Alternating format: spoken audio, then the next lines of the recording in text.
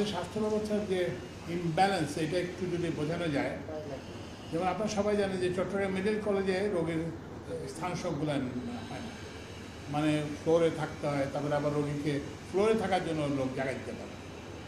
কিন্তু কিন্তু অন্যদিকে এই যে চট্টগ্রাম যে রেলওয়ে যে হাসপাতাল আছে সেটা একটা 92 বেডের হাসপাতাল, মানে খুবই ভালো ইনফ্রাস্ট্রাকচার, বড় রাস্তার পাশে সব রকম সুবিধা আছে।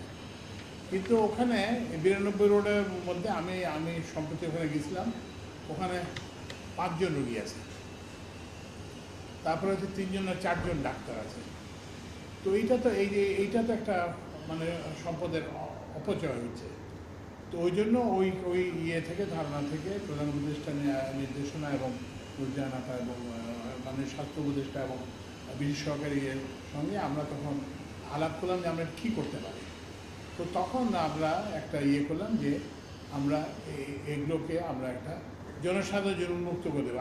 আগে এগুলো শুধুমাত্র রেলের লোক ছাড়া কেউ গেলে ওখানে চিকিৎসা সেবা পেত না। তো এখন আমরা প্রাথমিকভাবে সেটাকে উন্মুক্ত করে দিচ্ছি।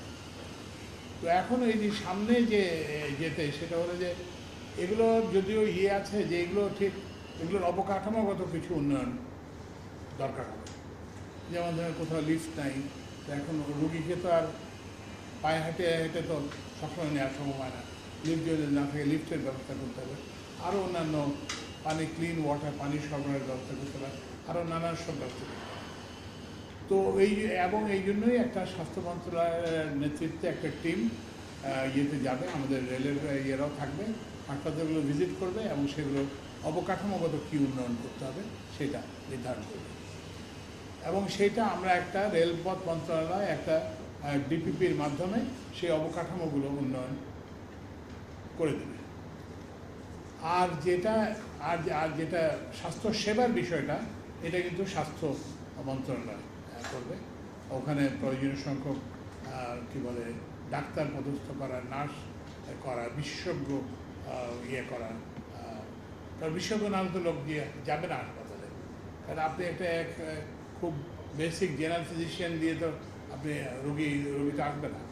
তো সেটার ব্যবস্থা করা, তারপরে চিকিৎসার সরঞ্জামাদির ব্যবস্থা করা, তারপরে হচ্ছে যে ওষুধের ব্যবস্থা করা, তারপরে হচ্ছে যে খাবারের ডায়েট যেটা সেটার ব্যবস্থা করা।